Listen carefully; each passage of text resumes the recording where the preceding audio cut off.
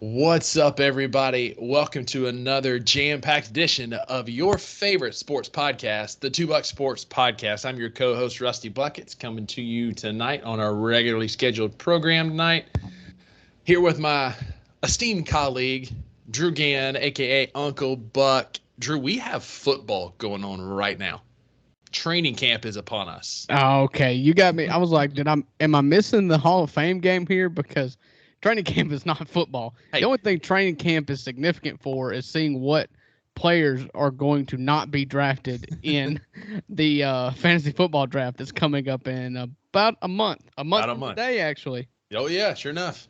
So absolutely. Yeah, I mean, it gets me excited because we're one step closer to football kicking off. Like, it's not organized football. It's not actual games, but it's practice and it's football. And it means it's right around the corner. And I'll give it to the NFL because the NFL, it does matter more than in college. Yeah. Nothing about fall practice in college gets me excited because everybody's bigger, faster, stronger. And that's the case, I guess, across the board. But you're never going to – nobody in fall camp's going to come out and be like, yeah, we're going to suck, you know?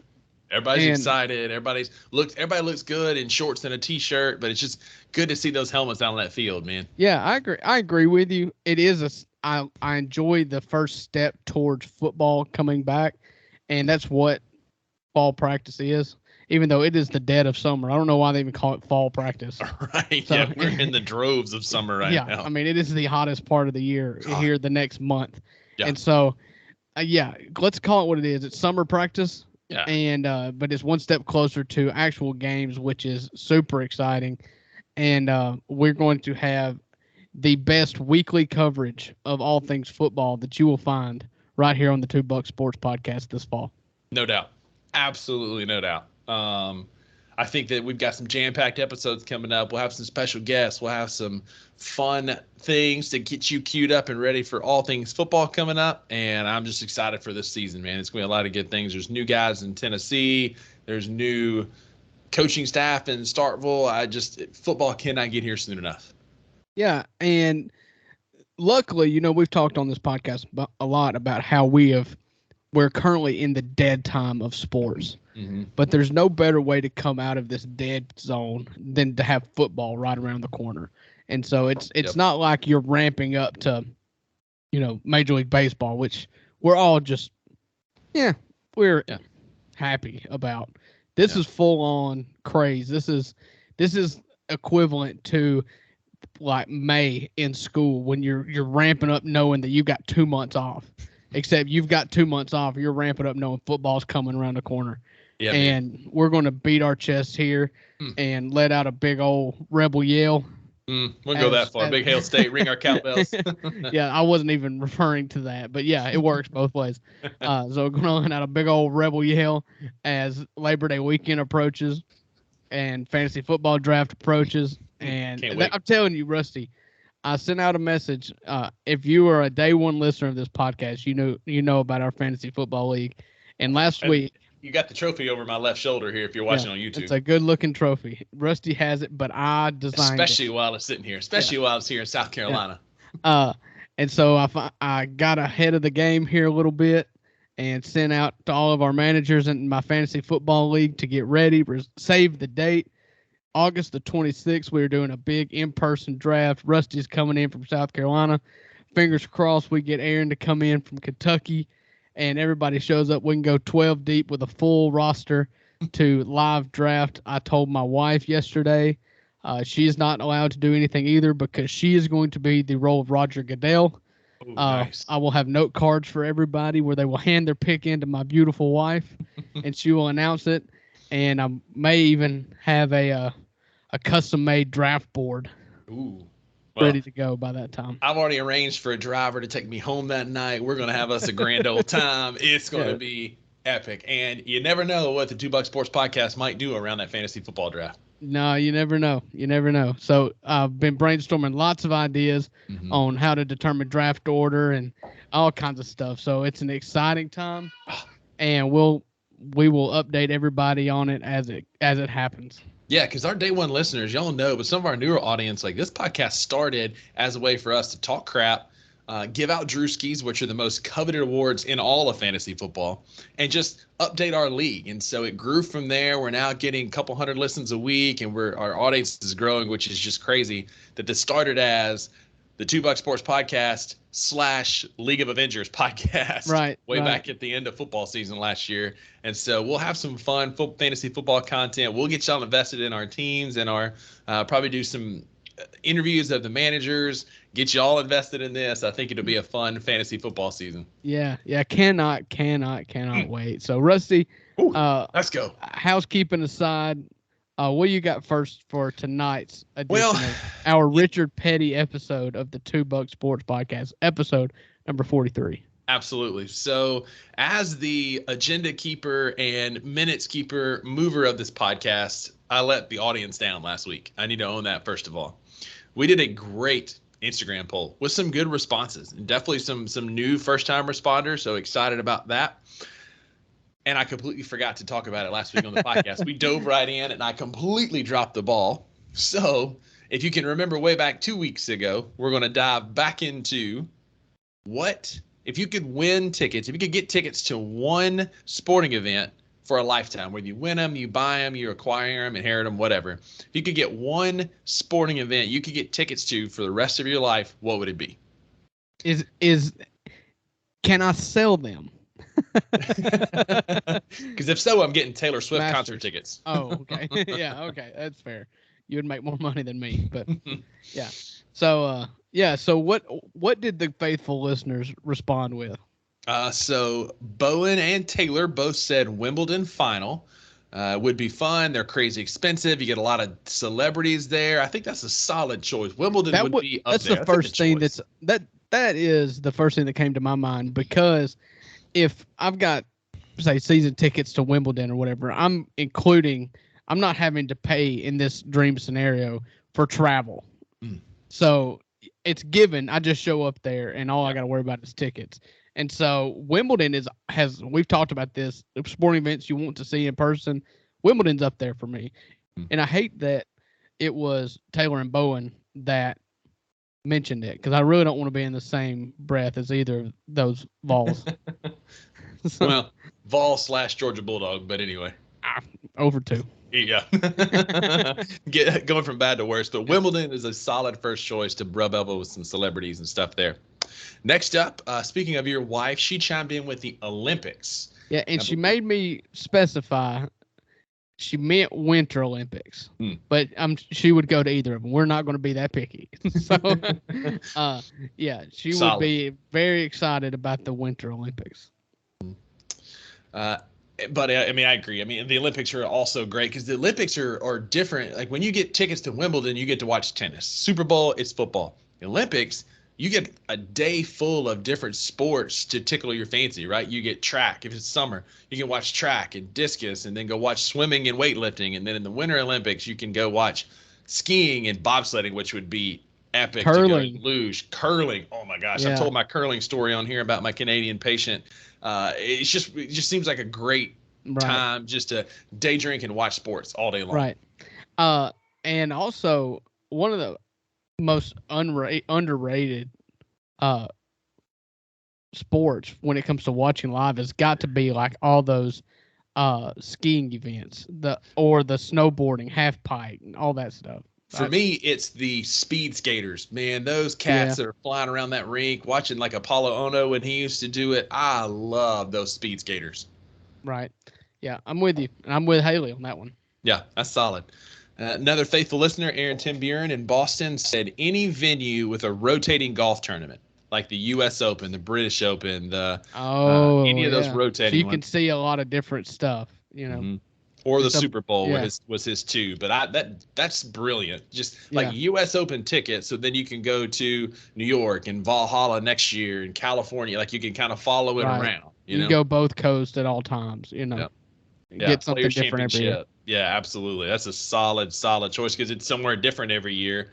And you get to see some of the most prestigious clubs and golf courses in the country. Yeah. College World Series. If I could have a condo in Omaha for the duration of the College World Series every year, be great. Yeah. College World Series is up there in my list for sure.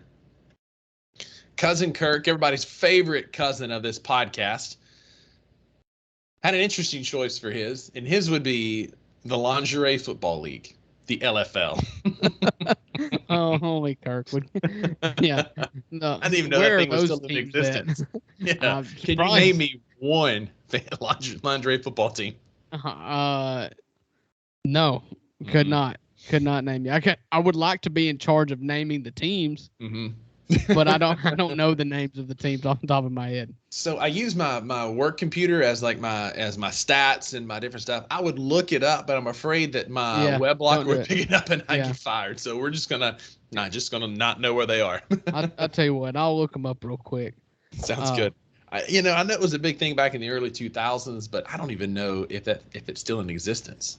Hey, speaking of, while you're looking that up, did you see in the Women's Football Association, the WFA, that they had a player retire this week at the end of their season? Have you seen this? No, I haven't. So it's a women's football league. I think it's the WFA, and they have Division 1, 2, and 3 for different tiers. They had a lady who was on a Division 2 team who had been playing football as a defensive tackle for 26 years. Good grief. And she retired this year after a 26-year career. I don't know her name. She's a nose tackle. Happy trails on a fantastic long-time career.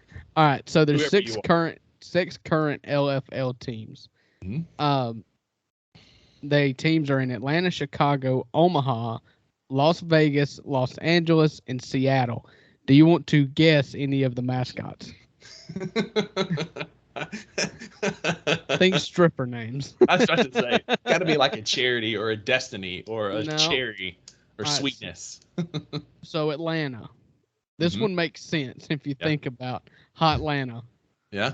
It's the Atlanta Steam. Oh, yeah. That makes sense. The Chicago Bliss. Yep. The Omaha Heart. Okay, this is strip club names. I thought you meant stripper names.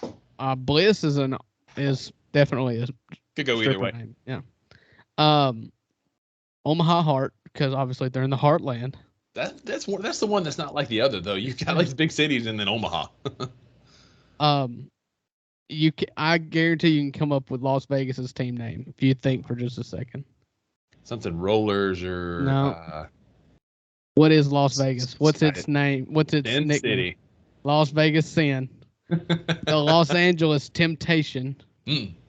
And the Seattle Mist. Ooh.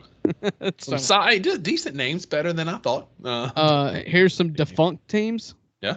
I'm just gonna run through these real quick because I'm having a good time. The Baltimore Charm. Boo. Dallas Desire. That's better. The Denver Dream. Lots of alliteration here. Oh yeah, especially when it's 2 Ds. Yeah.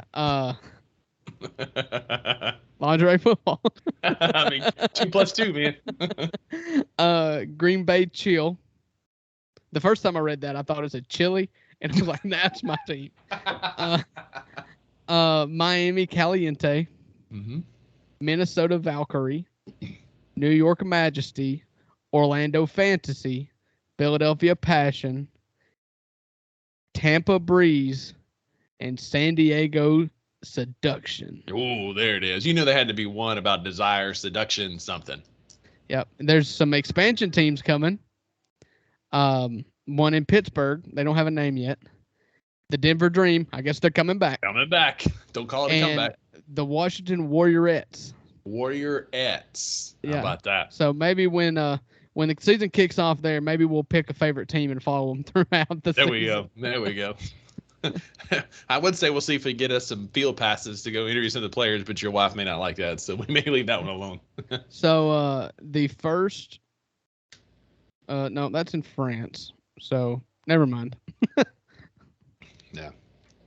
I heard this joke the other day. It was a video. This catcher walks out. These 2 umpires. I don't know if you saw this or not. And he said, I try and be a good guy and give all my money to charity. But when she's not working, I give it to Destiny. Yeah. Oh, that's funny. Okay. What right we need to get off this one. Yeah, we need to move right along. This is a family podcast after all. My mama listens to this. All right. So our friend of the podcast from West Virginia, Miss Debbie Ware. Debbie said the college football national championship, obvious choice, solid choice. Again, it rotates. You get new places. You get to go watch college football. It's not even top 10 for me. Ooh. Wow. Yeah. I mean, the college Is it football because Ole playoffs Miss are will never great. be there, or Well, no, but the one time we go, I'll just buy tickets if that ever happens. yeah, But every year I'm just gonna have to go watch Georgia play. Like, or I don't really Alabama? care. Yeah. Whoever. Yeah. Last couple, Kayla Helms, one of my coworkers, gave us two. The Olympic gymnastics. She was specific to Yeah. the gymnastics, which is always great to It's watch. always great. Yeah. Drama, it's always fun, especially like those Carrie Shrug years, which was before your time. I don't know Wow. if you were Yeah. walking at that I point. mean, I thought you were gonna go like Wow, Michaela Maroney or Maroney. I mean, I Yeah. went way back. We're working our way forward. what's that team was like the first great team. It was like Michaela Maroney and what was it was the dark headed girl's name? Well, watch yourself now. Hang on. It wasn't the first great team. That Carrie Shrug team was incredible I'm back talking in the 90s. whatever. You're so old. I don't need. She's been like a commentator for like 25 years. I mean, this was probably the 96 Olympics. Something like that. Rusty. I know. I'm well aware. That's 27 years ago. Stop it. Stop it. I still think 30 years ago was like 1970. Yeah, I still, the 90s weren't 30 years ago, but here I am, 92 model, and I'm 31 years old. So Yeah, I'm a product of the late 80s, man. Yeah. Yeah. I could have an antique tag right now. You do. Every time you get up out of a chair, you make that sound. Well, that's in the man manual, man. When you get up out of a chair after the age of 30, you have to grunt. It's the rules. I don't make them up, man. Yep. And the last one from Kayla was Myrtle Beach Pelican baseball season tickets. I mean, you can pay $5 to go watch them. I know you don't need season tickets. No, I paid $20 and sat against the fence, like right by the dugouts. I mean, I remember the one time we went, it was taco night. Yeah. Taco. It's $2 tacos and tall boys on Tuesday nights. You get $2 best. tacos from Abuelos, and then you get $2 Modelo tall boys. Fantastic deal. The best giveaway ever. God, one of the best deals in sports, and plus they have a dog that goes and fetches the bats from the after the at bats. Man, you're not getting better than that. Do they have any like players that we know? They had a couple that just recently got called up towards Iowa, but none right now. Are they the Cubs? They're the Cubs. They used to be the Braves, and the Cubs acquired them. They had a center. There was that pitcher out of LSU. Was Alex Lang there? Yes, what was he was there for a while. Alex Lang was there when I went. It was Alex Lang, I'm pretty sure, because that was his rookie year. And my boy played there for a while from Ole Miss, Wyatt Short, left-handed relief pitcher. Yep, sure enough. Just looking through there.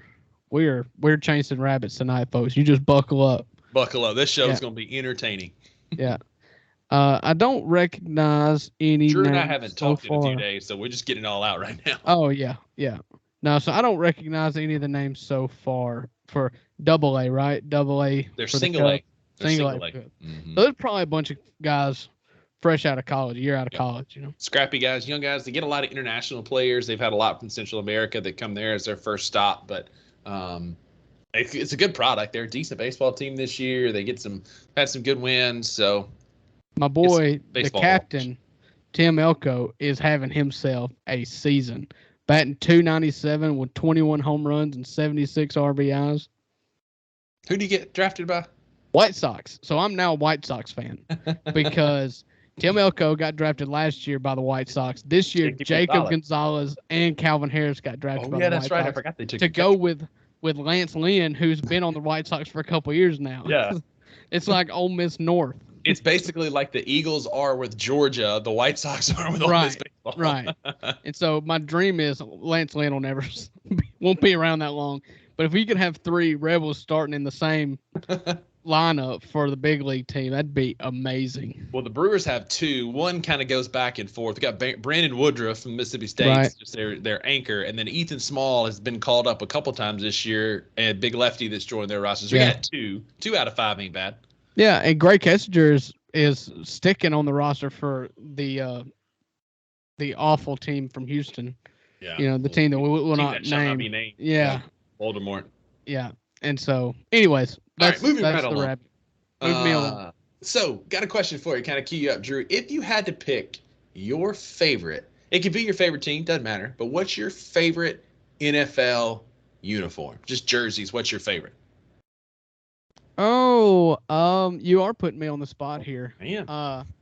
The first 2 that come to mind are the Raiders, The Las Vegas Raiders. I love the silver and black and or the white and silver pants. Love those. I love the Bills because I know I'm an Ole Miss fan, but if you do red, white, and blue right, it's really hard to mess up. Yeah. They have a really pretty shade of blue. I like that they do a lot of blue and white and use the red as like the third color. I appreciate that they went back to their old helmets. They went back to those. I love 70s their style. logo. Yeah. And let's see. I'd probably say, and I know we're getting to this, but those Titans throwbacks are probably top of the list right now. Zach Jones, man, a good friend of ours. He doesn't like them. He's not a fan of them. I'm like, miss me with that, man. That powder blue, it is sexy. We'll get to that here in a minute. Okay. We'll get to that here in a minute. That's one of our topics coming up. But I agree. I'm a fan of traditionalists, like traditional uniforms. I like the 49ers, especially some of their like those flat gold pants that they wear. I think those look good. I like the Steelers. They've been the same uniforms forever. A little biased, but I do like the Titans, especially now that they have the Navy helmets. The Navy helmets are infinitely better than those old white helmets because if you don't do a white helmet right, especially with a small circle logo, I remember CJ2K, Chris Johnson, his head looked like it was a 5-gallon bucket with that big old white helmet with that small circle. But the flat blues look good. And I tell you, Atlanta has done some good things with their jerseys. I hate the Falcons more than communism, but their black jerseys, those all black, that's what I'm talking about, are great. Those like thick throwback black helmets are incredible. They're incredible. Those look so good. But I tell you what I'm a most fan of is when teams do throwbacks.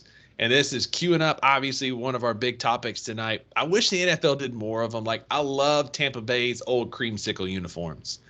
I love the Eagles' Kelly Green uniforms. Those Seahawk jerseys from the early 90s, that bright blue with those silver helmets look incredible. And those Oiler uniforms, if y'all hadn't seen them, you're living under a rock. It's been all the blow up this week. The Tennessee Titans are officially doing a throwback. It caused the stink on Twitter. The city of Houston is trying to claim that that's their heritage, but the problem is the city of Houston wouldn't build a new stadium for the Oilers. They wouldn't do anything, so Bud Adams moved the team to Nashville. And if you remember, when they first moved to Tennessee, they actually played in Memphis at the Liberty Bowl as Tennessee Oilers. They moved to Nashville as the Nashville Oilers for like a season, and then in a complete rebrand and became the Tennessee Titans. And so that's Titans history, is the Oilers uniform, and they did them right. I cannot wait to see Big Jeff and Kevin Byard with the red sleeves. I love the red face masks. Like, those are sexy. They are really good. And what you've got to remember when you do throwbacks is there are a few that are great. A lot of them are terrible. Like every time the Steelers did their throwbacks, or Green Bay, they went back to 1936 when nobody watched football. But don't. You know, that was your mistake, is trying it and trying it very poorly. I really like the Oilers look that the Titans are bringing back. I'm a sucker for powder blue, and I've been a sucker for powder blue way before Ole Miss incorporated it. So I know not everybody just known me for this long, and you think I'm just a homer, and I am. But for this, I've been true because I've always loved the Cardinals powder blue when you used to see old highlights of Ozzie Smith and all those folks. I've always loved powder blue. I think the only people that do it wrong are the Philadelphia Phillies because they put maroon on it. And so I really, really dig the Titans uniforms, their Oilers uniforms, which is really good for them because unlike Rusty, I think that the Titans uniforms as a whole are disgusting. Ugh. I think I like them, man. I like the flat. I don't like that they don't. Their logo's dumb. It's a circle with flames coming off of it, like a fourth grader. Play on the state flag, the circle. Well, yeah, I agree. Why the flames?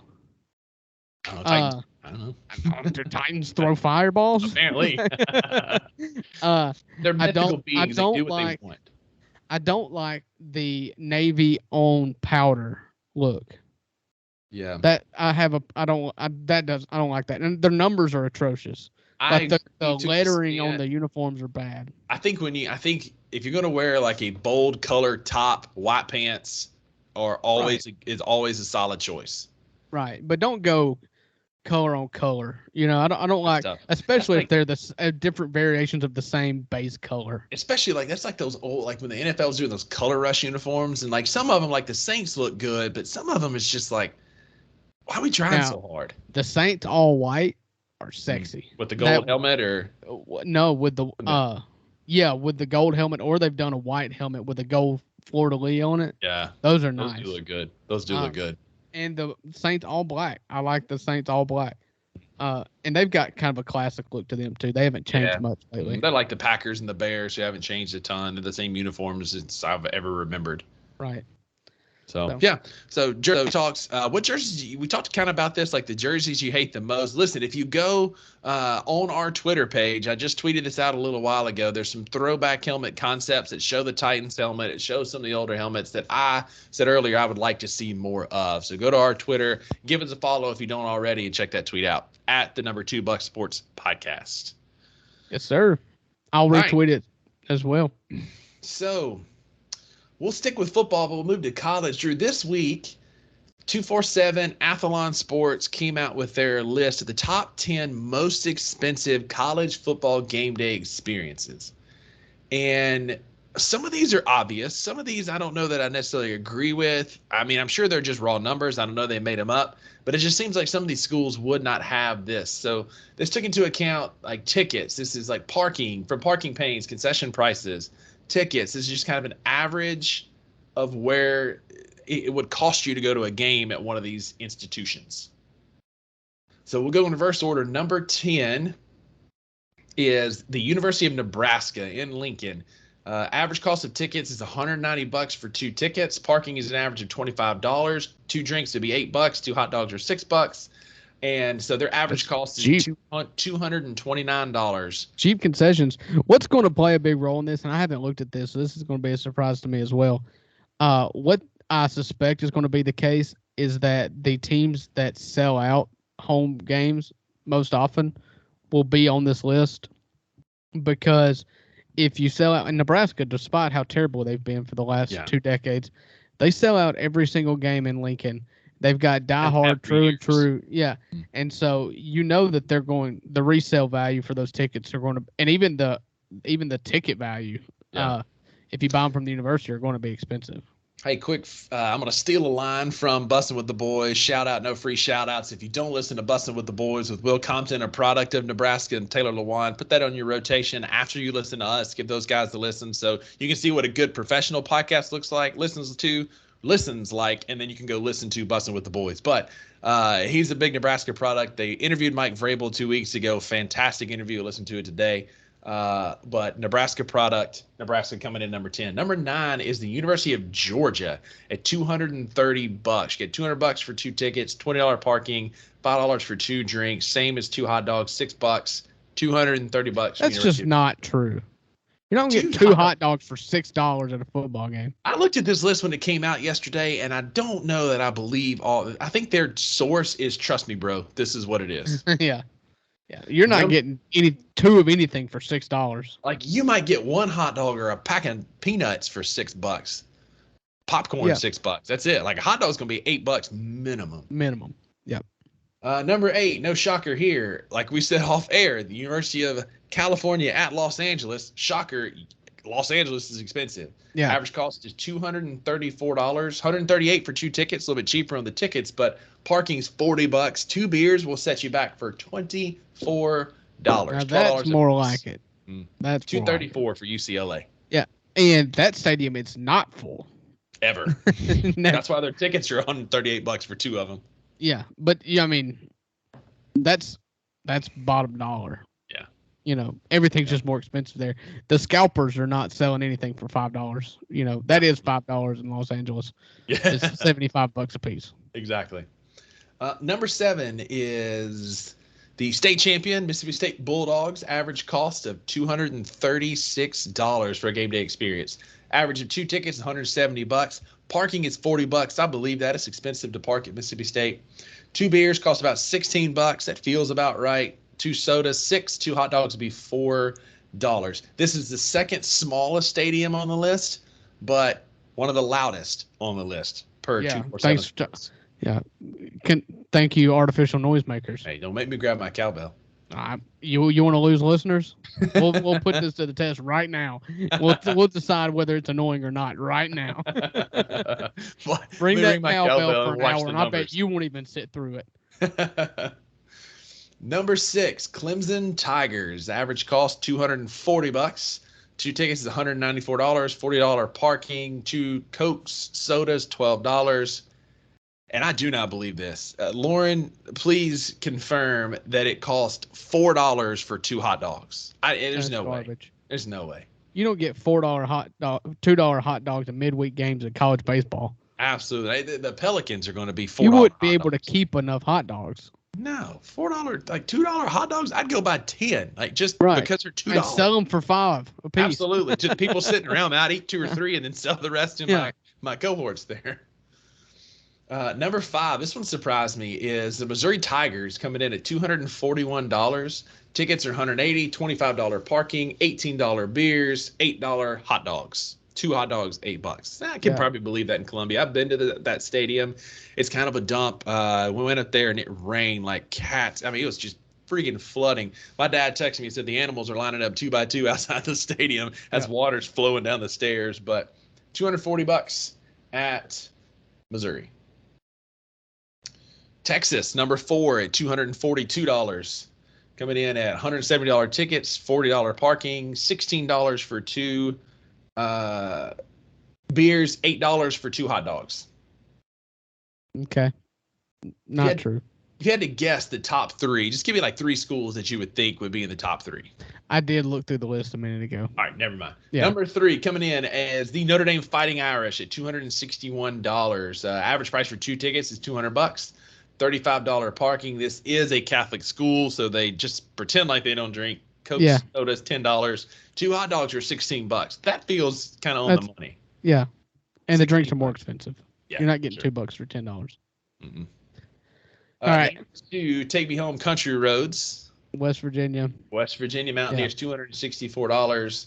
$200 tickets. That's a rabid fan base. I can get behind that. And they're going to pack out every game, and they'll pay $18 for 2 beers and $12 for 2 hot dogs. Yeah, they'll pay $18 for 2 beers and then buy 8 of them. Mm-hmm. Yeah, exactly. And then set 8 couches on fire after the game. Right. And then the number 1 most expensive college game day experience is the Oklahoma Sooners at $276. $206 for tickets, $30 parking, 2 beers are $17. And then 2 hot dogs are $13. Okay, I believe it because I believe that they would sell out. Yeah, it's just like you're right. These are stadiums that are always sold out, rabid fan bases, except for UCLA and Missouri. I feel like some of this is on the money. I don't know that I do not believe Missouri and Mississippi State are in the top 10 on most expensive game day experiences. I don't think so either. I'm telling you, it's not true. I don't know where they got their data, but Mississippi State is. I mean. Love them or hate them, whatever. They're not selling out every game. No, we're 80%, 85% most games. But and we're not selling out. If there's 20% or 15% of tickets left, you're going to be able to get on Ticketmaster and buy them for $35 a piece. Yep, especially 10 minutes or an hour before kickoff, you can get them for really, really cheap. Concessions are probably a little bit cheaper there, but I've been to a game in Missouri when they were pretty decent, and they just they only hold 62,000, and there was probably 30,000 people there, maybe 40. It's just not realistic. Mm-hmm. So, all right, what you got next on the list for us, next up, so moving right along, Drew, I think we missed our calling. I agree. I should have been a high diver. I thought synchronized swimmer, but high diver will work too. I don't tread water very well, but I can fall in it. Yeah, we should have been one of the best soccer players in the world because Mbappe, one of the greatest soccer players right now, he's a French superstar, is looking to join Real Madrid, but a Saudi team offered him a huge $332 million fee to join their club with a potential payout of $776 million for his contract. That $332 million would go to his current team to buy him out of his contract. That's the role. So then they would pay him $770 million for 1 year of service, bringing their total investment in killing Mbappe to $1 billion. That's insane. It's money is different there. We don't spend the same dollar. We don't look at things the same way. As me and the crown prince of Saudi Arabia do not spend money the same way.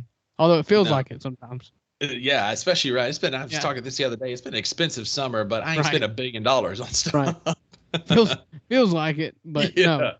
Yeah, I mean, listen, they're trying to do what they did with the PGA. They just want a piece of every single pie.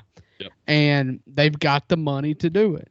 What was funny was watching like the NBA players come out on Twitter and say, I come play. Draymond Green came out and said, will the Saudi offer me that much money? And several others were like, come on, give me some Saudi money. I'll take it. There was a funny video of a guy, he was like playing with his kid, teaching him how to do crossovers, and then they show like the ESPN breaking news, and Mbappe's offered this money, and he throws the basketball away, pulls the soccer from behind the TV. He's like, all right, this is how we dribble. Right. Different kind of dribble. Yep. Do not use your hands from now on.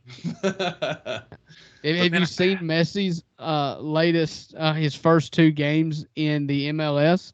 He is on a different tier than these guys. Yeah. Yeah, he had a goal, the game winner in his opening game, in his first game for Inter Miami, which was a free kick from, I don't know, 20, 25 yards away that he just put it right in the corner. Yeah. And then in the first minute of in the first 10 minutes of his second game, he had 2 goals. Yeah. It's just like, you remember those videos, the most viral basketball superstar of all time, Zion Williamson? Yep. When he would have these incredible highlight dunks in high school, but what he was going against was a bunch of 5'6" white dudes. Yeah, exactly. It's like he was playing private school basketball and he's 6'8", 275 and can jump out of the gym. Dunking on a kid who's like 5'10", 6 foot, 170, soaking wet. Yeah, that's Lionel Messi playing for Inter Miami. It's like the Uncle Drew videotapes that came out when Kyrie Irving dressed up as the old man and would go just work these kids on these concrete courts. Right. It's 100% what this is. Yeah. And so he just, props to him. I mean, he has hit retirement just perfect. Yeah. I mean, can you imagine if you left your current job for a pay increase that was like 4 times what you're making with residuals? And you're the best one at your job. Yeah. But yet, like, your level of work or stress or the amount of work you have to put in is like cut in half. It's like Mike Trout retiring from baseball and showing up at your beer league softball team and just shows up and he doesn't have to stretch, practice, nothing, and it's still better than everybody out there. Yeah, it's really sad. I hope to be that good at something one day. Same. I haven't found it yet, but I'm still looking. There's still time, hopefully. Yeah, maybe I'll take up Candy Crush or something. Maybe I can. There you go.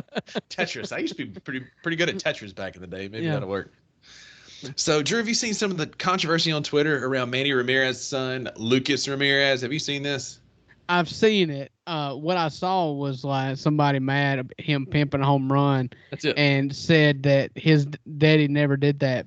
But the tweet did not say the kid's name, so I didn't know who the kid was until a few hours later. It was like Manny Ramirez. I was like, oh, I've seen that guy pimp a fly ball to the outfield. That when he's in the outfield, he's playing left field.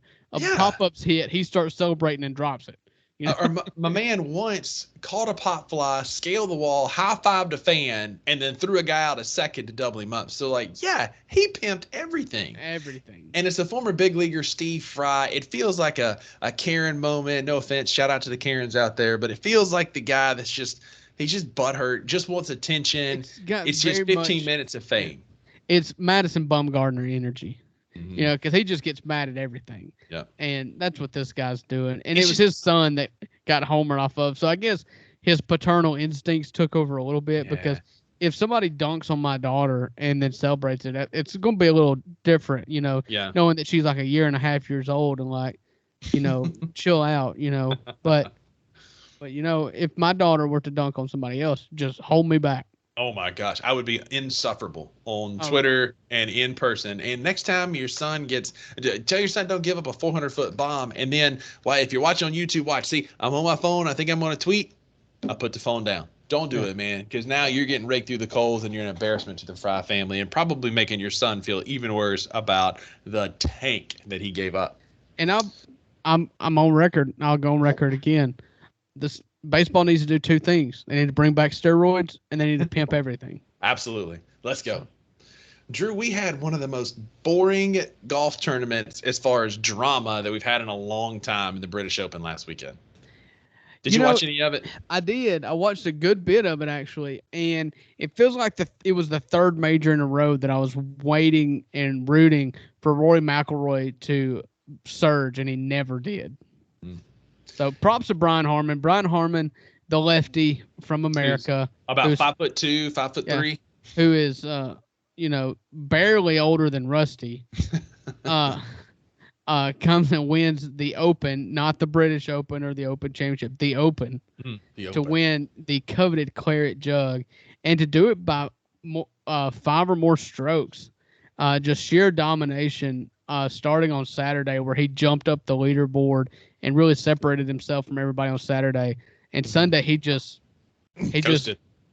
He did what he needed to do, and there was a point in the probably about the 5th or 6th hole on about midway through the front 9 where he bogeyed 2 holes back to back, and it was just kind of like, or maybe bogeyed 1 hole, and McIlroy was 3 under, 4 under for the day, and you were like, all right, this is the time where he can falter, but then he just birdied the next 2 holes, and it was over at that point.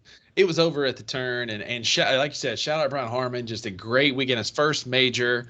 A couple of other points. This is the first time Scotty Scheffler finished outside the top 12 since October in a major event. And one of the biggest stats, they made a big deal out of these deep pot bunkers where they had these tall walls. And if you got in there, a lot of guys are banking it off to hit it back.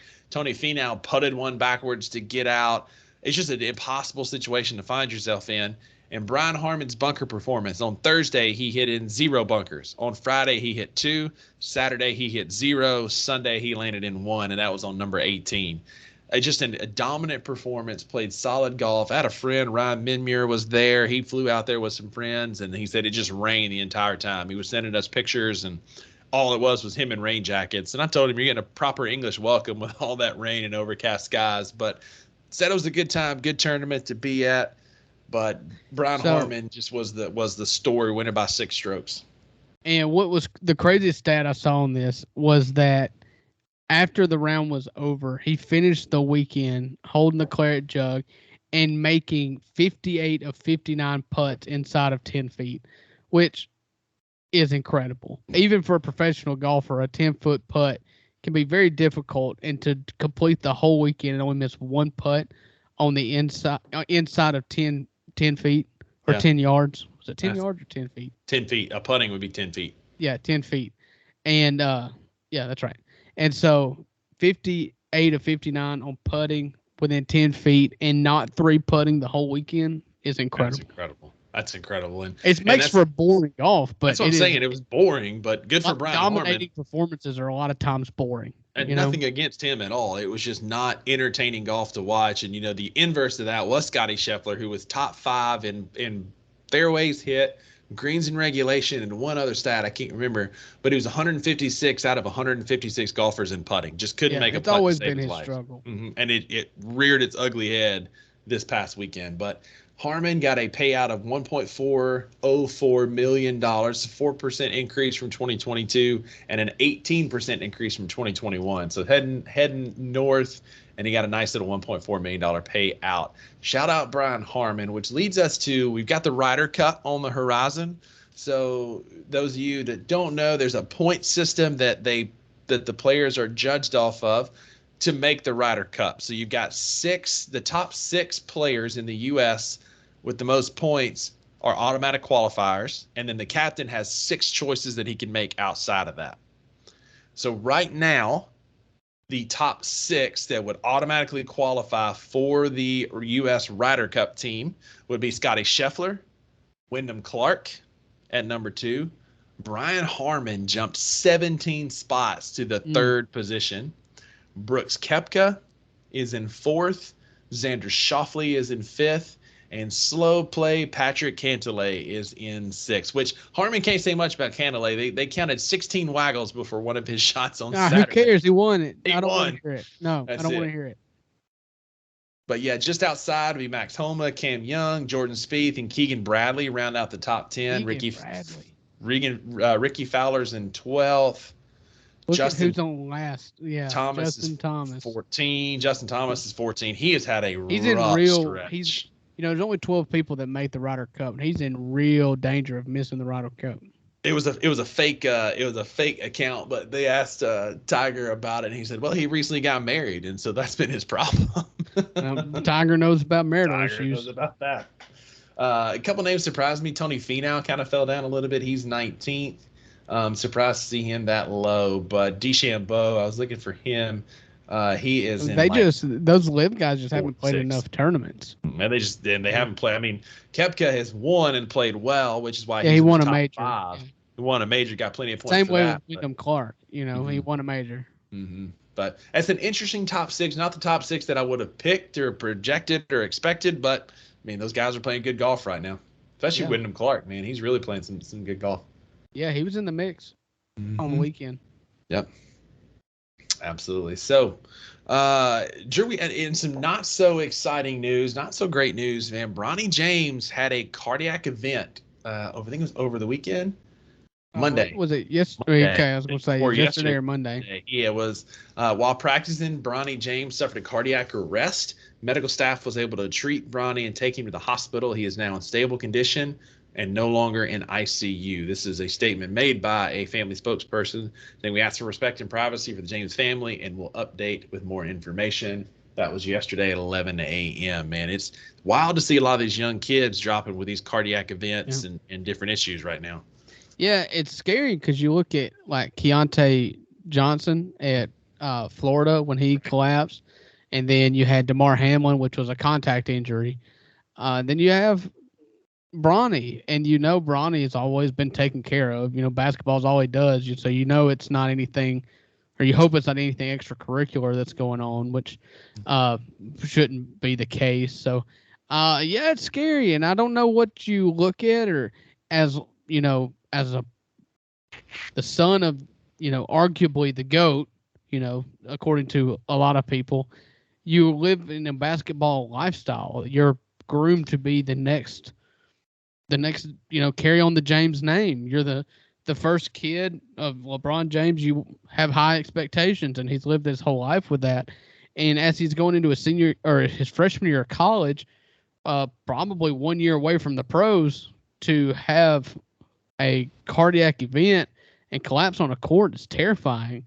And if you're LeBron and Savannah, just as a parent, like, how do you put that out of your mind? How do you have peace with getting your heart rate up, letting your son get his heart rate up for any length of time, knowing that his heart has already given him problems one time? Hopefully as a parent, I would assume, you hope you find something. It's, you don't want to not find anything when they go and do all their testing. You hope that you can find an issue that you can correct and have peace of mind about, and it's not constantly living in the back of your mind that it could happen again. And so thoughts and prayers to them, Sure. It's actually the second straight year that the Trojans had somebody suffer a cardiac arrest in practice. They had their center, Vincent, and me and pronounce the last name, so this give it your best shot. Wrong. Iwuchukwu. Yeah, you said it right. Probably. Doubt Close enough. One of the top incoming freshmen in college last year had a cardiac arrest on July 1st, 2022, was hospitalized for a few days. He's back playing for USC, played 14 games in him this year for them. But scary scene for sure. Shout out to the medical staff at USC and the fire and rescue teams that worked on him. They were able to get him stabilized and limit the lack of blood flow to his brain and vital organs. So hopefully he'll be back. USC is getting ready to go on a European tour, playing in Greece and Croatia and a couple other places. So I'm going to say he's probably going to miss that. But hopefully he'll be back by season start. So shout out Bronny James, and hope you get to feeling better, man. Yeah, it just it sucks, and basketball is the last thing that's probably on their mind right now. But But in regards to basketball, you get 1 year at college. Let's be real. He's an elite recruit. He's going to be a first round pick, even if it's based on name alone. It's going to be a first round pick, and so you really want to have that college experience and have it to the fullest the 1 year that you're going to be there. And so I hope that, for no other reason, I hope that he comes back and is able to enjoy his semester of college. Exactly, while he's there. And there's a lot of hype around USC with Caleb Williams on the football team, Bronny James on the basketball team. They brought in another top recruit of the basketball team. So hopefully he'll get back and be back to what he was before he had this little incident. No doubt. So, Drew, I don't know if you saw this, and I'm sure you did. Apparently there was a Zoom call with all of the top running backs in the NFL this past week. Did you see this?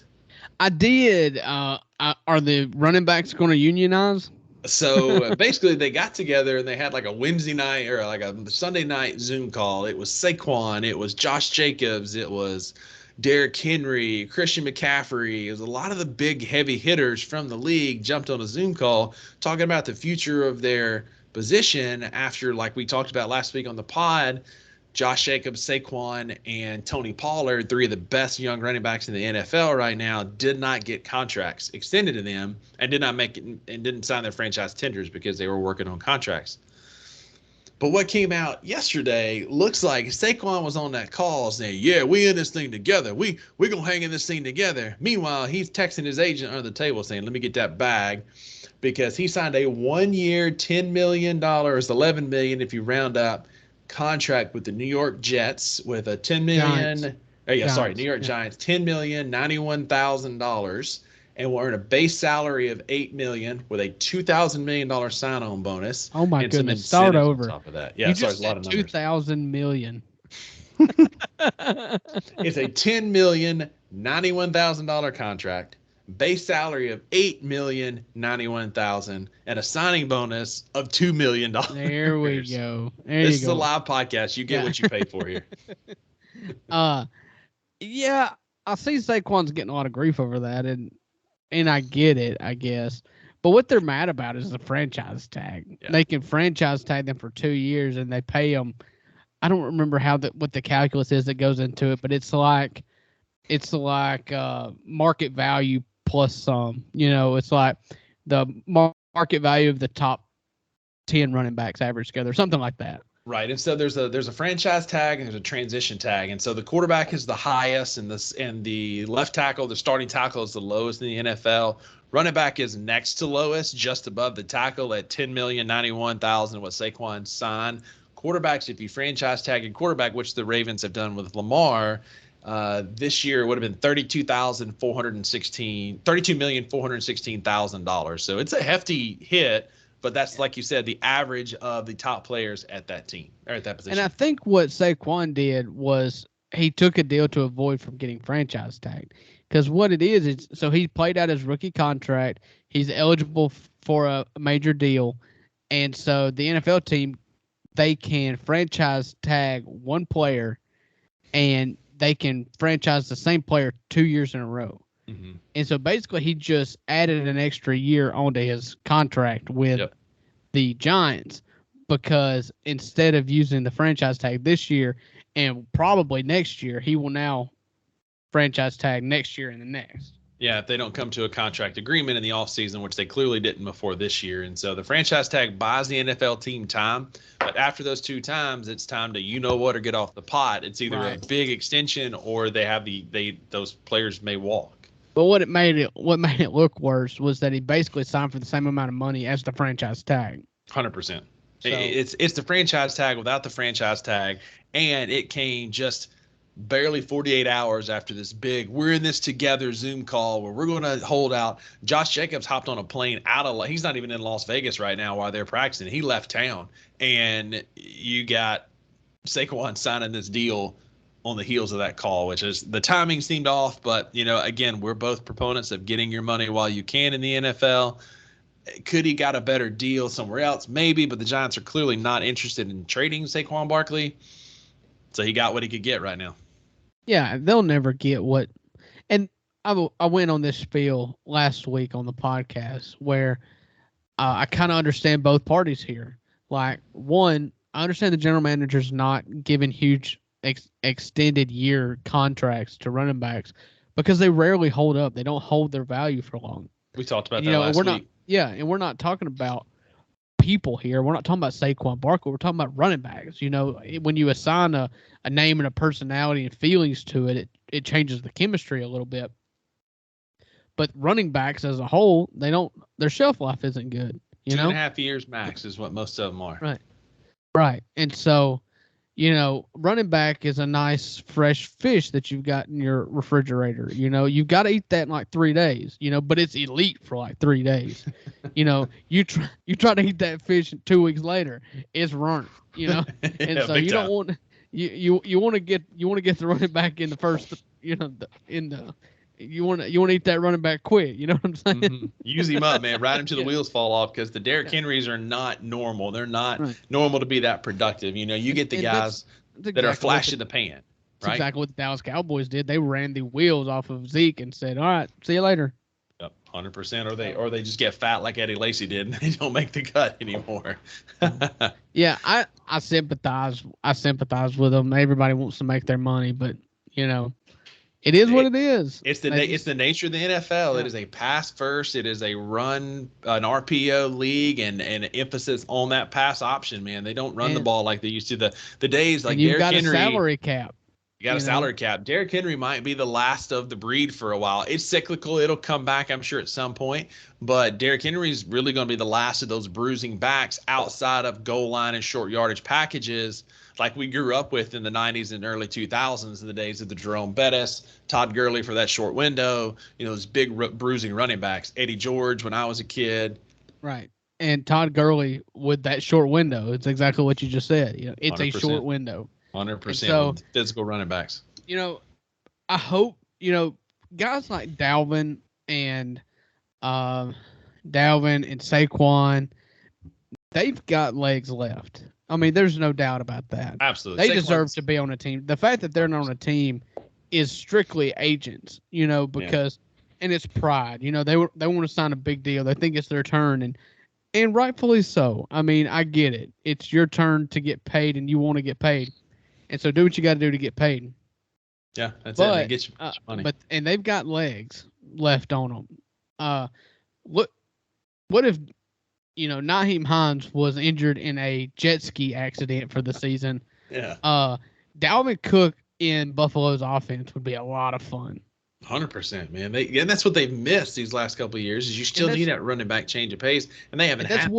That's what he's looking for. And if you can't make the money, you want to go to a contender. Right. And so Buffalo can do that.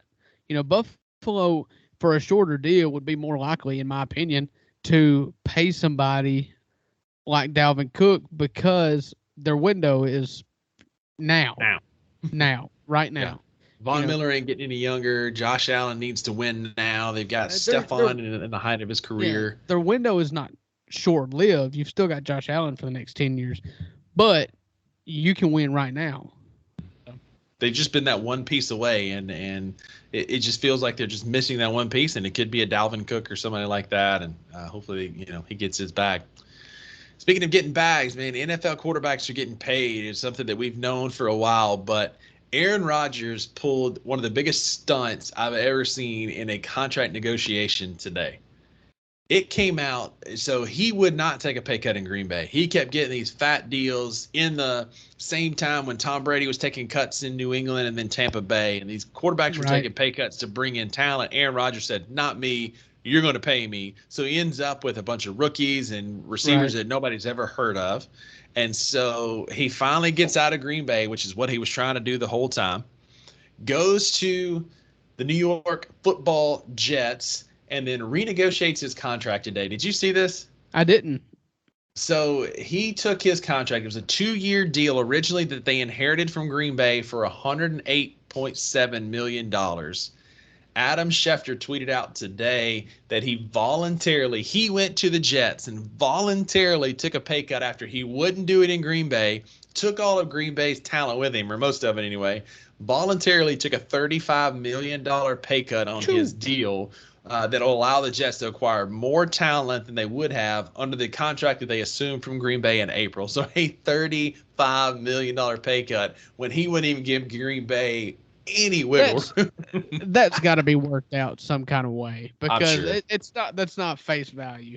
That's like they stretched it. He may have like a Bobby Bonilla contract in 10 years. We look back and they restructure contracts all the time. It's a short-term 31% pay cut for the next 2 years, but he's going to make that money in incentives or deals down the road. A lot could of times be delayed. What they do is they convert that to a signing bonus, and so it takes the money off of the cap.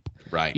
For the next year. So it's like, okay, we'll give you all this now, but it frees up a lot of money going forward. Something like that, or they stretch it or whatever. The point is, he wanted his money. He wanted it up front from the Green Bay Packers, and he's willing to work with the Jets. Yeah, especially because the Packers didn't seem that they were willing to work with him. They drafted his replacement pretty soon. It felt like they've been on the outs for a few years. So I don't know that I blame him for not taking a pay cut from them. But this is, you talk about like a locker room move. Those dudes in that locker room are going to be like, that's our boy. That's our guy right there. He took a pay cut so we could get more talent and make us competitive. They go out and get somebody, man. They've got Breece Hall coming back from injury. Garrett Wilson is in his second year is going to be better. You got Sauce Gardner. That defense is good. Quentin Williams. Like, the Jets have a chance now, and then they add another piece or two, and they're just only going to get better. They're going to fight for first place in the AFC North with the Bills. With the Bills, because the Dolphins and are Miami. Fall off. It's going to be the best division in football. I don't know that the Dolphins will be as good as they were last year. They're good, man. Tua doesn't suck, and we talked about can he stay healthy? That's the question. I'll concede that needs to be a contingency in any kind of, because their defense Miami is prediction. Great. Their defense is great. Tyreek is great.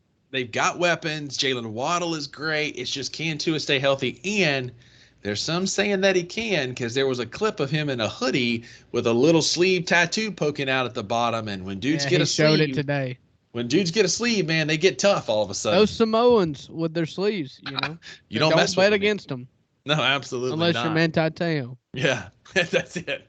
You just pretend like pretend like you're a girlfriend. Yeah.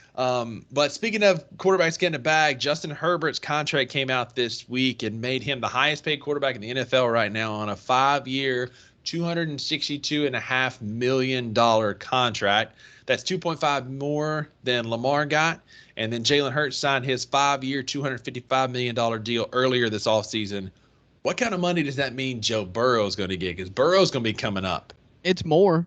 I mean, it's just the nature of the beast. Joe Burrow does not will not negotiate until Cincinnati commits to make him the highest paid quarterback in the NFL. I think that's where it starts. I think his floor is $270 million guaranteed. I think he's going to start there and go up. He is way better than anybody on that list, just from a pure arm winning standpoint. Maybe Lamar could make and Jalen played in the Super Bowl, but so has Joe Shiesty. Right. I think 270 is where he starts, and it only goes north from there. Yeah, I mean, that's just. I mean, I guess.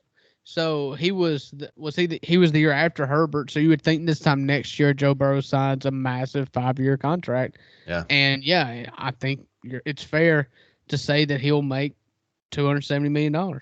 Yeah. It's coming, man. He's going to get paid as he deserves. That's for sure.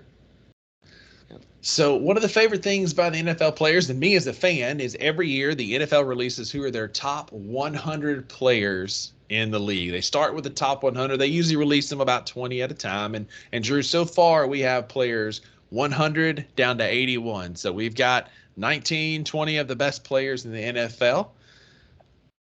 I'll run through the list real quick. I know you got some thoughts. I've got some thoughts. I'll kind of run through who we've got so far. At 100 is Devontae Smith, the Eagles. 99, DeMarcus Lawrence. 98, Tristan Wirfs, tackle for the Tampa Bay Buccaneers. 97, Harrison Smith. 96, Trevor Lawrence. That feels a little bit low. I know there's some hype going into this next season for him. 95, Jamal Williams, one of my favorite personalities in the NFL. Just a kid playing football, man. I love watching him play, and his interviews are fantastic. 94, Terry McLaurin. 93, Eric Kendricks, the former Minnesota Viking, current LA Charger. 92, Marlon Humphrey for the Baltimore Ravens. 91, Dalvin Cook, who we mentioned earlier. Number 90, my boy D-Hop in that Tennessee Titan blue. 89, Marshawn Lattimore. 88, Aiden Hutchinson, who I feels a little. He was good as a rookie. Yeah, that feels a little bit high, man. I think he could be much, much lower. He's fantastic. 87, Chris Lindstrom, offensive lineman for, I think he's the center for the Falcons. 86, Justin Fields. That's an interesting one to be ahead of Trevor Lawrence, given the on-field play, but he's got talent. He's got players around him now. Your boy number 85 coming in is Laramie Tunsil, tackle for the Houston Texans. 84 is Zadarius Smith for the Browns. 83, Teron Armstead we got a run of 3 Dolphins at 83. 82 is Tua. 81, defensive tackle Christian Wilkins, who I always love when he's mic'd up. He's a great player to listen to mic'd up. And then number 80 is tight end Mark Andrews for the Baltimore Ravens. Yeah, so my first beef here is the best left tackle in football is ranked as the 85th best player, and that's Laramie Tunsil. And that's a fact. That's not an Ole Miss thing. He's the best left tackle in football. Look it up. Look up Pro Football Focus. He's the highest paid left tackle in the game. He's the best left tackle in the game for a terrible team. Tua and Justin Fields listed over Trevor Lawrence is laughable. All right, last chance to amend your statement that he is the PFF best ranked left tackle. I haven't looked it up, but it's true. Right. It's not. It's Trent Williams for the San Francisco 49ers. That's the one. I'm cool with him being the second best. They've got him listed as third. They've got Trent Williams, Lane Johnson for the Eagles, which I can't argue with that. He's 85 years old, but okay. I can't argue with that. He's he's the best pass blocking grade. I'll say top three. I will say Lane Williams and Lane Johnson and Trent Williams are better than Laramie Tunsil, and I'm not even ashamed of that. I mean, if you're in that neighborhood, you're doing all right. But you're telling me that as far as the second most important position in offensive football being the left tackle, the third best one according to Pro Football Focus is the 85th best player in football is garbage. That's garbage, man. Yeah. He's his own agent and negotiated himself to be the highest paid offensive lineman in the history of football. Also had one of the most unlucky draft nights of all time that a picture was released of him at the most inopportune time. And of course, you bring this up. You bring up his lowest point in his life. Oh, I just made it. No, just go ahead. No, I wasn't rubbing it in. I said it was a product of bad luck. Go ahead and talk about the lowest point of his life when I'm trying to boost this man's ego here. It's just a product of bad luck. It's because you're a hater. No, it's because he went to Ole Miss. Oh, Drew, we get to do this live. They just dropped 80 through 71. Okay, let me finish this real quick. You're good. So, the people that just missed the cut, did you see this? They released 110 through 101. Mm-hmm. And I'm going to read you this list and tell me what sticks out for you. You're going to have personal stake in this. Number 108, Kevin Byard. Oh, my gosh. Did not make top 100. One of the best safeties in football. Cordero Patterson, 109. So 110, Quandre Diggs, 109, Cordero Patterson, 108, Kevin Byard from the Titans. That's 107, wild. James Bradbury, cornerback for the Eagles. Number 6, Joel Bitonio from the Vikings. TJ Hawkinson for the Vikings, 105. Jimmy Ward from the Texans, 104. Alvin Kamara at 103, behind Jamal Williams. That's what stuck out to me was that and he's not been as effective the last couple of years, and he's got suspended. A looming suspension. Yeah. That's not even the most shocking to me. 102, Jordan Brooks from the Seahawks. Number 101 from the Seahawks, DK Metcalf. Wow. Did not make the top 100. That's stupid. It's because all he does is eat gummy bears. He's on record saying his diet is gummy bears, and that's it. So is mine. Why don't I look like him? That's what I'm saying, man. What the heck? Right. Kevin Byard, that's wild. Send me that link.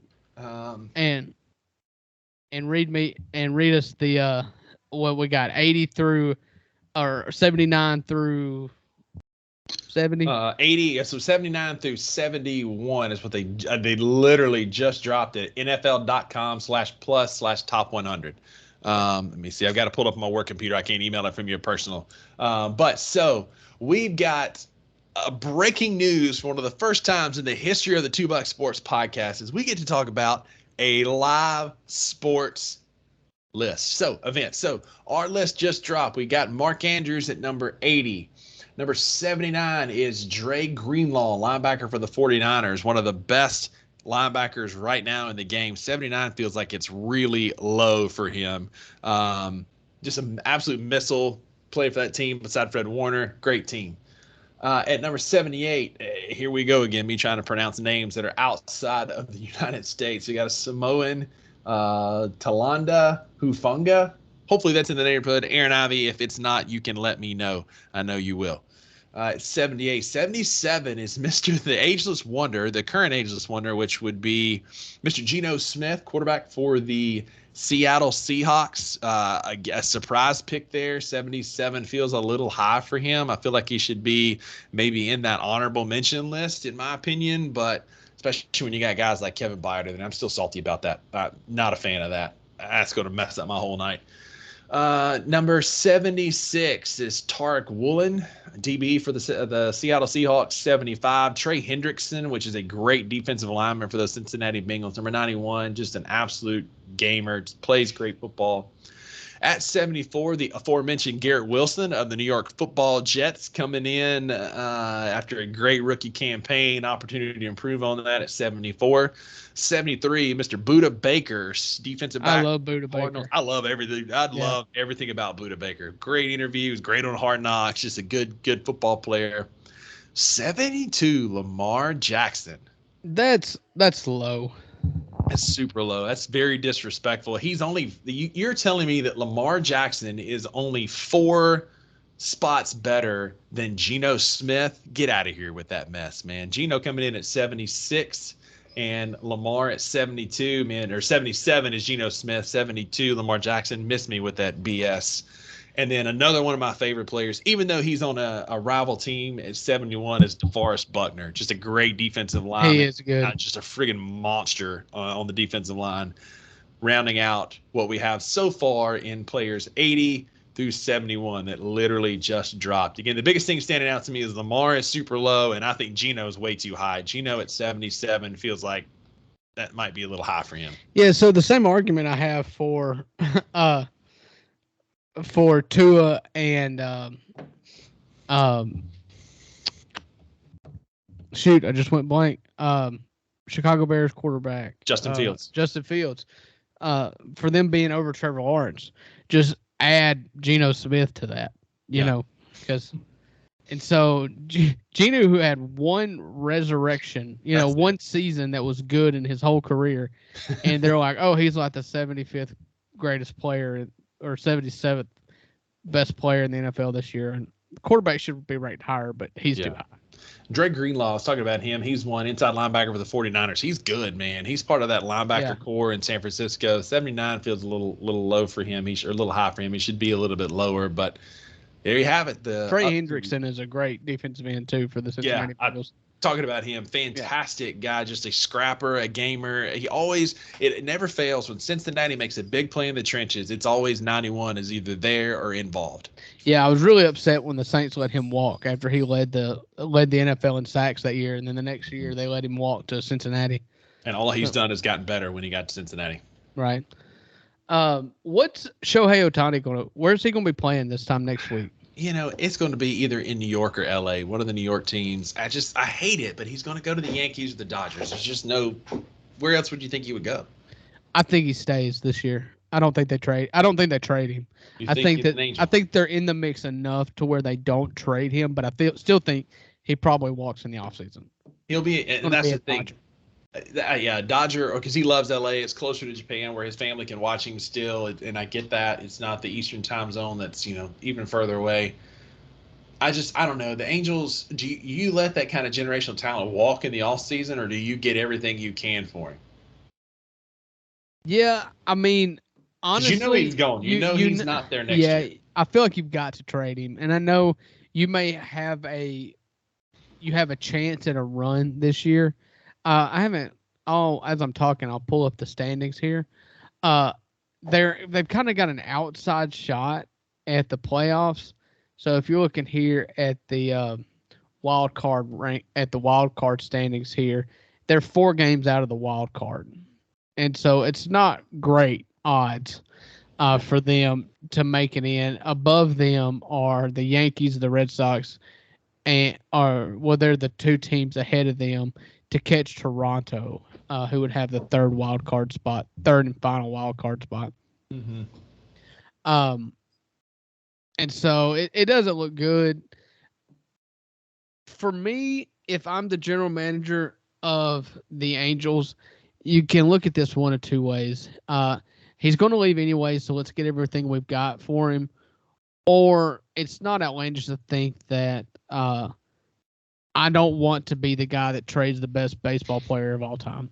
You know, you could have like the curse of the Bambino all over again. I mean, 100%, man. Yeah, especially if you let him go to the Dodgers. Which that's where he's and going now to go.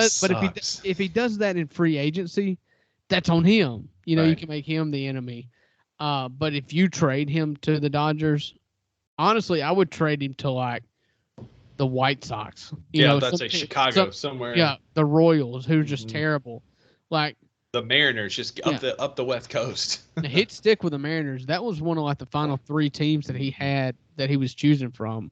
It was like both LA teams and the Mariners, I think is what it was. Did you see Colin Cowherd this week when they were talking about trade? Oh my gosh. And talking about trading draft picks. For those of you who don't know, you can't trade draft picks for players in professional baseball. I've always been honest with this podcast, and so I'll continue it. I didn't know you couldn't trade draft picks in Major League Baseball either. The only reason I knew that is I'd read that about 3 or 4 weeks ago, maybe 6 weeks ago, when they were talking about trades, and like I kind of read like, well, why not draft picks, whatever? You can't do it, and then I did that. Why do you trade draft picks? I mean, you keep you keep kids in the minor leagues for like 5 years. Exactly. Why do you need the draft pick? But I read that from the comfort of my couch here in Murrells Inlet, South Carolina, on my phone. I didn't flesh that out on national TV. One. Yeah. Yeah. It was funny. And guys like Cowherd, you like to see him knocked down every once in a while. Dude, while we're on professional baseball, man, the Braves are the best team in baseball. It's not close because they're finally healthy. They're clicking. Sure, having Freddie Freeman would be nice, but Matt Olson has been he's been incredible. Yeah. Hitting bombs, just a great player. They're healthy. They get their pitchings. They're almost all the way healthy. They get Strider and their pitching staff healthy, and they're just going to run the table. If you just rank the Major League Baseball by winning percentage, wins, losses, and standings, regardless of division or conference or whatever, the second place team is wild to me. This is unbelievable. Yeah. So Atlanta's 3.5 games over the Baltimore Orioles, which is just like we're not that far removed from them giving Chris Davis a mega contract for a man to strike out 300 times in a season. Right, right. If you look at the Cardinals, they are 46-57 after a series win over the Diamondbacks, who are pretty good. Mm-hmm. They're putrid. Above them, though, is Detroit, the Mets, and the San Diego Padres, who have the biggest payrolls in baseball. Mm-hmm. So, I mean, we're not alone, but we're done. The Cubs are currently 2-2 with the White Sox in the bottom of the second. We've been not bad. We're not great, but considering the team that we have and the rebuilding phase that we're in, we're not awful. We're going to trade Cody Bellinger. He's not going to be a Cub next week. There's rumors they're going to trade him back to L.A. So he walks from L.A., comes to Chicago, signs the deal, and they're going to trade him back to L.A. And so we'll get some prospects back for less money, I'm sure. Right. So it's a win for the Dodgers for sure. But the Dodgers and the Orioles are the top 2 destinations for him. Yeah, so the NL Central leader is the Milwaukee Brewers. Game and a half behind them is Cincinnati. Hey, speaking of, did you see? I wanted to talk about this. Ellie De La Cruz, who we've talked about every week for the last four episodes. Just a dynamic baseball player. So they were playing. I'm blanking on who they were playing, but he hit a deep pop fly to center field. The Brewers? Was it the Brewers? They just finished a 3-game series. It was the Brewers. And center fielder catches it just short of the wall. And his next AB, they put up there player trivia. Ellie De La Cruz almost hit a home run in the first inning, but not quite. And then not that at bat, but the next at bat, he hits a 440-foot absolute tank. So in the next game, the one they played, I think that was 2 days ago. So yesterday when they played, it popped up player trivia, and it said the Brewers sports media team has no further comments about this player. That's funny. Yeah. So Chicago's 6.5 games back at Cincinnati. The Cardinals are 4.5 games back of Chicago, but we're not in last place in the division anymore. The Pittsburgh Pirates are doing what they're doing best. And so, yeah. For our listeners, we got some Braves fans that listen. They are up 10.5 on the Phillies. They're walking away with that division in July. I mean, that division is more or less wrapped up, barring catastrophic injuries. And then for our East Coast and New England listeners, your Boston Red Sox are 7.5 games out of first place from the aforementioned Baltimore Orioles. Tampa Bay is 1.5 games back. Toronto's 5.5. But at least good news is you're up a game on the Yankees, who are in last place in the division with, again, one of the best rosters in baseball in last place. So do you want to know how dominant Atlanta has been this year? Their run differential is plus 142. That's insane. The Texas Rangers plus 149. But they're only Tampa Bay, is 141. Can you guess, without looking, what the run differential is for the Oakland Athletics? Knowing that the Atlanta Braves are plus 142. The Braves have won 64 games and lost 35. They gotta be like Oakland Athletics have won 28 games. I mean, it's got to be like minus 180. You try again? 200. 259. Oh God! Shout out Aaron Tidbury, man. You boys are trash. But you know who's absolutely raking for them is Brett Rooker, for Mississippi State Bulldog, was an all-star this year, just having a season for what's an otherwise poverty franchise. Right. So I'm glad that Brent Rooker is doing well on a terrible team. Listen, man, we got to. He's done that. He did that in Mississippi State too. He did that in Minnesota. Really awesome for a terrible team. Yeah, well, that team that he was on wasn't bad. It was a World Series team, but didn't win it. But we were there. Yeah. And you won it the next year. So the only thing holding you back was Jake Mangum and Brent Rooker. Yeah, and hold you back, man. The mayor of Oxford, apparently two of the best players in Mississippi State baseball history, couldn't get us to the promised land, but. Yep. Will Bednar did, baby. Forever horns down, man. Let's go. Will Bednar, shout out. He's a dog. That's all I got for tonight, man. You got anything else? Man, that's all I got. It's a pretty week up here in North Mississippi. It is hot. If you are outside, don't stay out there for any longer than what you have to. Avoid the heat. Go to the movies. Go see Oppenheimer. Yeah, I saw it last Saturday night. Your review. Oh, my gosh. Did you do Barbenheimer, or did you just do Oppenheimer? Just did Oppenheimer. I don't know that I'm going to see the Barbie movie. It's just not my thing. But I'll say this. When I left the theater, I called you, and I'm like, that was good. It was a good movie. The more I've thought about it, that movie was fantastic. Yeah, the movies, like in the moment you can have an opinion, but if it sticks with you, you know that it's a really good movie. Oscar nominations for the music is incredible. Yeah, because it's the story. It's right? Hans Zimmer. You know the story. The music still makes it suspenseful and just makes that movie. The cinematography is unbelievable. And the way they tell their story, because they've got several storylines, they kind of lead into one main one towards the end. That's all I'll tell you. Yeah. It's fantastically done. What happens at the end? They blow up Japan? Not going to say. See it in theaters because it was filmed with a 70mm camera made for IMAX theaters. See it in theaters. You feel the bomb. Like, you feel it when it goes off. And funny story, apparently in some theaters across the country, people were tweeting out that in a very emotional moment of the Barbie movie, you feel and hear the bomb going off from the next showing over. Like, Barbie's mom apparently is having like a meltdown, and it's like, it's like, oh, there goes Japan. And it's last thing real quick. It's like last thing I'll say, and I'll let you go ahead. It's a celebrity, like who's who A-list. Bernard from Santa Claus is in this movie. Whoa, that's who you're leading with? No, that's the first one I recognize. I'm like, as soon as he pops on screen, I'm like, Bernard got you got Matt. Bernard and Josh from Drake and Josh in the. Like, yeah, but then you've also got building Matt up. Damon and, I'm building up. I'm starting on the low hanging fruit. Okay. And then you had Josh Hartnett from Black Hawk Down, and you've got Matt Damon, who I didn't know was in the movie, Robert Downey Jr., Milo Remula, who was the Freddie Prinze in Bohemian Rhapsody. Like, you got some celebrities in this movie, man. Yeah. What was the guy's name? I don't know. Freddie Prinze Jr. Yeah, Freddie Prinze? Freddie Mercury. I ain't trying it Freddie- again. Remy Malek or Remy Malek. Yeah. Malek. That is, you said Milo, so I wanted you to justify yourself.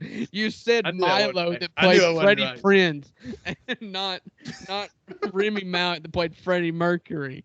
So, it's 9:00 on the East Coast, man. We're deep into 9:00, Rusty. 9:00. That's what you're too late. It's well established on this podcast that I am an old man. You reference it all the time. A and B. If our listeners are still listening to this, shout out, because you know I'm going to mess it up. Yeah, that they had to wait a long time for you to mess it up this time. So I guess good job making it to the hour and 15-minute mark. We're getting better, right? Yeah. We're getting better.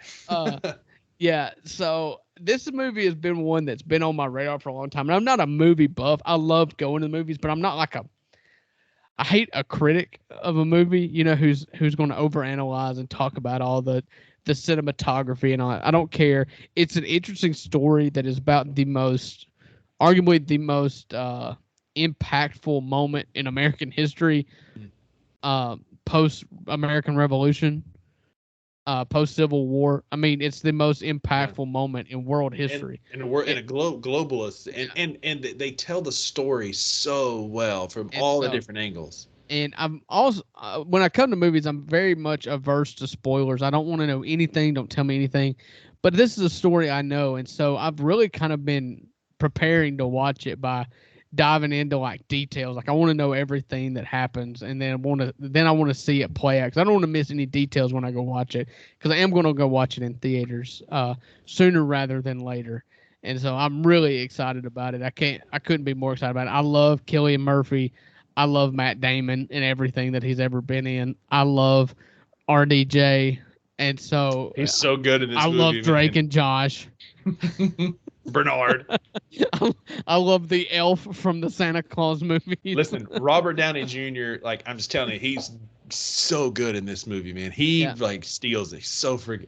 I can't. Please go watch it so we can talk about it. That movie was fantastic. Yeah, I'm going to watch it. I can't tell you when. And let me ask you this, just because I'm curious, because like you said, they shot it on 70 millimeter camera for. It is designed for IMAX. The aspect ratio in which it was filmed is for IMAX. Is that weird in just a normal theater? It's not. I thought the same thing. I thought it was. Is it like square? It's not. Is it like square? Okay, good. No, that's one thing I was worried about. You appreciate the angles that they use. You appreciate the height of the mushroom cloud. It helps you to see it. It wasn't weird at all. It felt very normal. It was very, very well done. All right, let me ask you this one thing for the listeners that are still with us and hanging on and curious about this. So obviously this is a hotly contested thing that happened. It was a major development that changed the course of wars going forward. You know, you think after, they dropped the bomb on Japan in 1946. And so after that you have the Cold War, and then you're terrified that Russia's going to drop a nuke on us, and then you go through different history, and now we're in like a war with Ukraine, war with Russia over Ukraine, or Russia's in war. We're not, I don't know, not yet. Technicality, I guess, but like there's always that fear that somebody's going to drop a nuke. So watching the history and what led up to it, I was always raised to like that was necessary. America first, and you had to. I know it was dirty, but you had to win the war to save you. You sacrificed a lot of innocence in Japan to save a lot of people in America. Mm-hmm. Do you feel like after watching the movie, does it present it in a way to leave you thinking like, was it worth it? That's a pivotal scene in the movie, and I'll leave it at that. Okay. They address that very, very much. It's very pointed. Because I know that it's a very J. pointed Robert part of the Oppenheimer he became a celebrity after this, and he struggled with that for much of his life. Yeah. And It's so, not giving anything away. Y'all know the yeah, story. He was a proponent of the atomic bomb, and then was staunchly against a hydrogen bomb, which have been right, even more destructive than the A bombs. And they talk about that. They talk about his complex political beliefs. They right. don't shy away from womenizing that he did. So, FYI, if you go to watch it, Don't Florence take your Pugh. kids. Yeah, Florence Pugh is naked more than she's not in this movie, which is it's just odd. There's a couple Yeah, scenes where it's like, where did that come from? But anyway, yeah, they don't shy away from controversial topics. I'll say yeah. that. It's one of those things because it in American history. If you look at it going up to that, it's we need to do this before Germany does because we need to be the creators of the bomb so that we don't want to be hit with a bomb without knowing that you don't want to drop a bomb on somebody and overkill. And what you'll But if find they were out, to drop one on us and we didn't have the capabilities, that would look really bad. And so, but since we did develop it first and we did drop two of them 3 days apart on Japan, uh, and Germany never quite figured it out in time, then you were the ones that put nuclear bombs on the map, literally. and they talk about that in the movie. They talk about how the vast majority of the bomb developers were of Jewish descent. Right. And they highlight there's Einstein, Niels Bohr, Heisenberg, Teller, all these major physicists and scientists that we all know their names because of Right. their posterity and history are in this movie, and they talk about their each's individual role leading up to I'm telling you, it's well Well done. done. See it in theaters. Go watch. It's stuck It's a with me. movie that I'm glad Christopher Nolan did. 100%. Because he's really good, especially in longer movies that have the tendency to drag. Like you don't want a long movie just for the sake of having a long movie, but if it takes time to tell the story, I trust him to tell the story. Yeah. And again, when my buddy Josh booked it, he was like, "We're gonna go see this movie this weekend." I'm like, "Cool." I mean, at what time? He said 5:50. I'm like, 5:50, man. Like, I go to the beach. Like, I'm gonna have to get off the beach at like 3:30 to go home, get cleaned up, and drive all the way up to Myrtle. Why 5:50? And then I looked up how long said movie was, and I'm glad we saw it at 5:50 because it is 3 it's hours. Solid 3 hours. It is every down to the minute, man, and it's one of those that'll stick with you. I've thought about it several times since, and like you said, that's how you know a movie was well done. And go see Oppenheimer. Good. Hopefully, by the time we talk next Wednesday, I've seen it. I'm not going to make any promises, but I will promise that I will see it in theaters. And when I do, we will come back and talk about it. Absolutely. Drew, tell me what's your top pet peeve? What's the one thing this past week that made you madder than anything? My top pet peeve. Shoot, Rusty. I've got like 50. I mean, yeah, I've had a dozen in the last half hour. Yeah.